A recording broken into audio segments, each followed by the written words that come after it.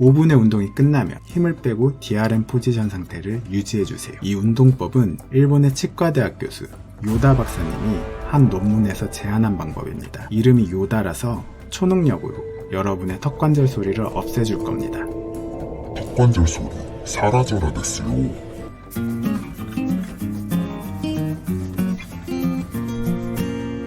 안녕하세요, 덴티장입니다.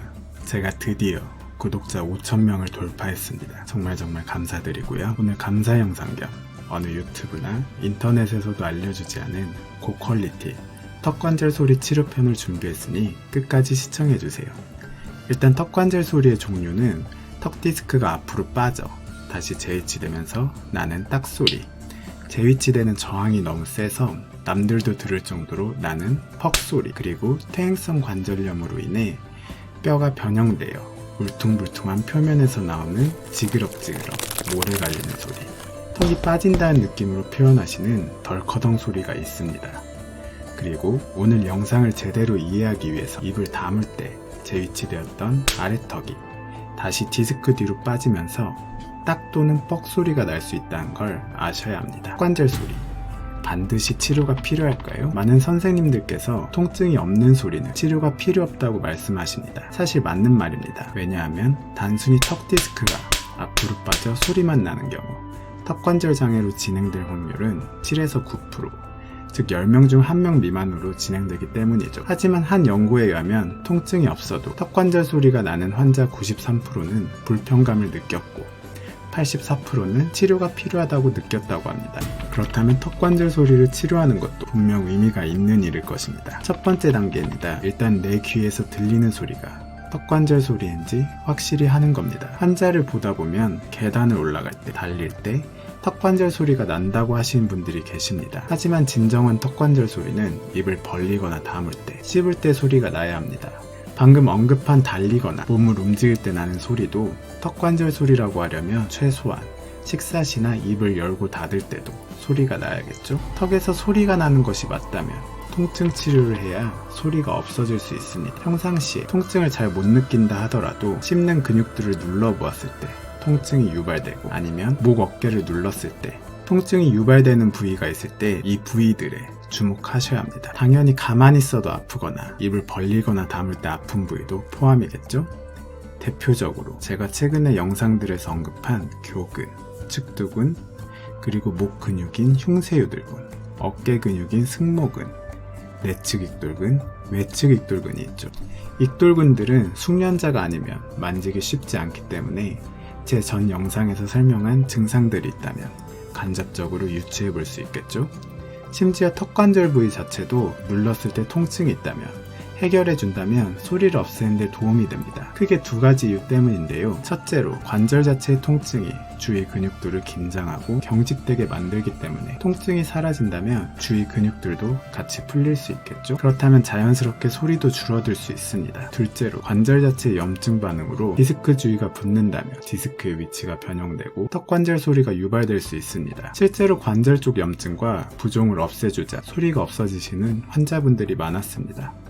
따라서 적극적으로 물리치료, 약물치료도 받아 통증을 없애주면 도움이 많이 되겠죠. 지그럭지그럭 소리가 나는 경우는 그 원인이 되는 퇴행성 관절염을 잡아줘야 하는데 관절 쪽 통증이 없는 기간을 최소 3개월 이상 유지해준다면 뼈가 리모델링 되기 시작합니다. 그와 동시에 관절 쪽에 압력을 주는 여러 안 좋은 습관들을 교정해야겠죠. 그럼 이렇게 뼈가 부드럽게 리모델링 되면서 지그럭 소리가 줄어들 거예요.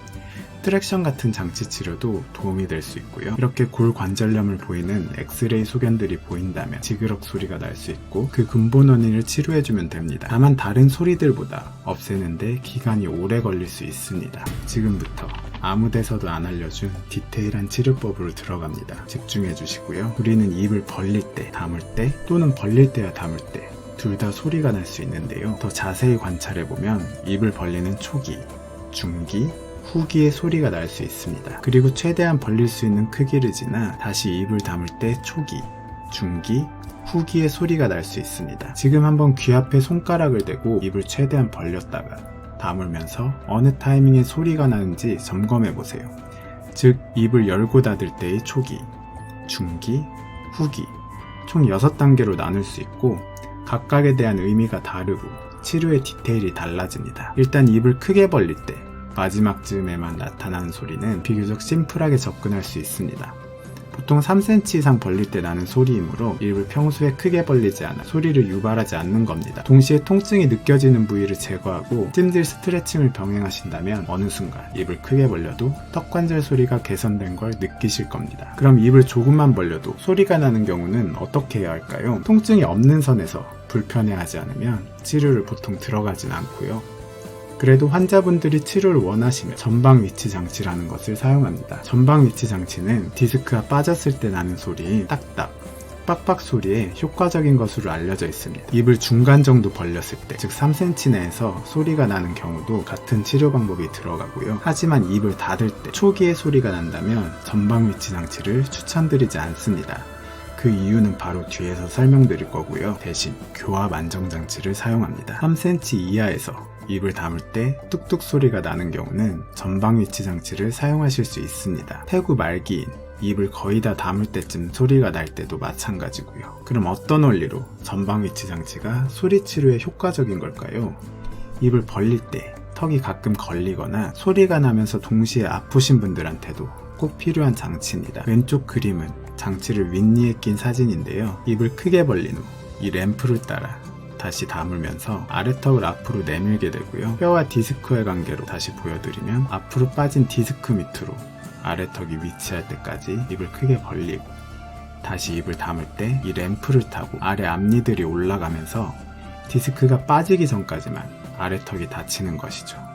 따라서 장치를 착용하는 동안 우리의 아래턱이 디스크 밑에 유지된 상태가 되는 겁니다. 하지만 입을 최대한 벌리고 저 램프를 타고 입을 담을 때 담을자마자 소리가 난다면 이미 그 디스크는 앞으로 다시 빠진 상태로 유지되니 장치를 낀 의미가 없어지는 거겠죠. 따라서 왼쪽은 소리가 나기 전 디스크 밑에 위치한 아래턱, 오른쪽은 초기에 소리가 나 디스크가 빠진 상태에서 디스크 뒤에 위치한 아래턱이고 밤새 이 상태로 관절에 압력이 가해지겠죠.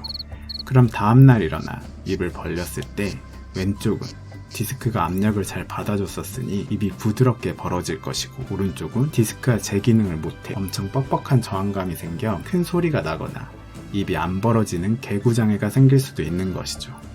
따라서 폐구 초기 시 소리가 나는 경우는 교합 안정장치라는 스플린트를 사용해 주어 주위 근육을 풀어주고 관절 압력을 줄여주는 용도로 쓰는데요. 이 장치도 소리 소실률이 50% 정도, 소리가 소실되지 않더라도 소리 자체의 크기를 줄이는 데 도움을 줄 수 있습니다. 턱이 지나치게 많이 벌어져 덜커덕, 쿵 소리가 나는 경우는 치료를 어떻게 할까요? 가장 기본은 입을 크게 벌리지 않는 것이고 어쨌든 턱이 빠졌을 때 다시 되돌리는 건 근육들이기 때문에 부드럽게 다시 넘어올 수 있도록 근육을 잘 풀어주는 겁니다. 입을 크게 벌리는 게 마음대로 잘 되지 않는다면 치과에서 버튼과 고무줄을 부착해 입이 벌어지는 양을 제한하면 2개월 정도 유지해주면 근육도 거기에 맞게 적응을 해 입이 과도하게 벌어지는 걸 어느 정도 막아줄 수 있습니다.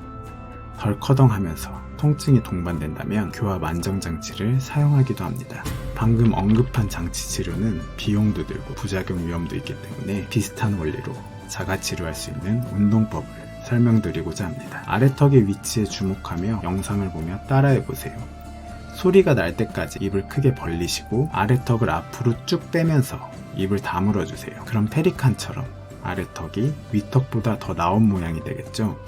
그 상태에서 아래턱을 다시 뒤쪽으로 천천히 당겨주세요. 그럼 어느 순간 다시 디스크가 빠지면서 딱 소리가 나는 순간이 있는데 거울을 보시고 윗턱에 대한 그 아래턱의 위치를 기억하시는 겁니다. 그럼 다시 한번 반복하면서 이번에는 빠지기 직전까지만 턱을 당겨줍니다.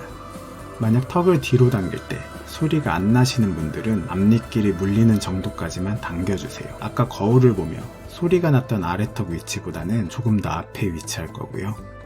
우리는 지금부터 이 위치를 DRM 포지션이라고 부를 겁니다. 이 위치에서 다시 입을 크게 벌리면 디스크가 빠지지 않은 상태에서 입을 벌리기 때문에 소리가 나지 않고요.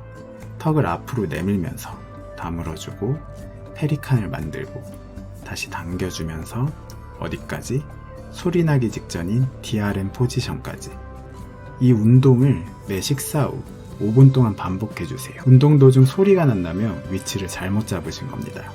운동 내내 소리가 나지 않아야 제대로 하고 계신 거고요. 5분의 운동이 끝나면 힘을 빼고 DRM 포지션 상태를 유지해주세요. 이 운동법은 일본의 치과대학 교수 요다 박사님이 한 논문에서 제안한 방법입니다. 이름이 요다라서 초능력으로 여러분의 턱관절 소리를 없애줄 겁니다. 턱관절 소리 사라져라 됐어요. 논문에서 이 운동의 성공률은 62%, 즉 소리가 아예 없어지거나 소리가 하루에 한두 번 정도 나는 정도로 치료가 되었다고 언급하고요.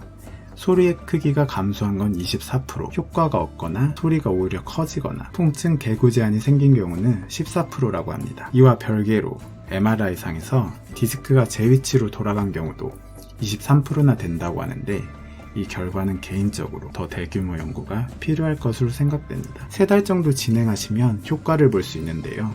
한번 해보시고 본인에게 잘 맞는다면 열심히 하시고 오히려 부작용이 생긴 것 같다 하시면 다른 방법들로 소리를 줄이시길 바랍니다. 마지막으로 관절 소리를 줄이는 보조요법을 설명드리며 마무리하겠습니다. 음식은 잘게 썰고 부드러운 음식 위주로 식사해 주시고요. 천천히 씹어주세요. 일부러 소리내서 확인하는 습관은 버려주시고 염증 소견이 의심된다면 주치 판단하에 진통소염제 복용, 그리고 제가 항상 강조하는 찜질, N 발음으로 치아 사이 띄워주기, 저희 스트레칭 시리즈 열심히 해주시고요. 오늘 영상 총 정리입니다. 통증이 느껴지는 부위는 근육이건 관절이건 열심히 치료해 주시고요. 지그럭 소리는 뼈에 의한 것이니 충분히 여유를 가지시고 치료를 진행하시고, 덜커덩거리는 소리는 입을 크게 벌리지 않으면서 근육을 풀어주는 게 핵심이고요. 딱딱, 뻑뻑 소리는 소리가 나는 타이밍에 따라 적절한 치료를 받으시면 되겠습니다. 그리고 보조요법 등을 병행하시면 어느새 턱관절 소리에서 해방되실 수 있으실 겁니다.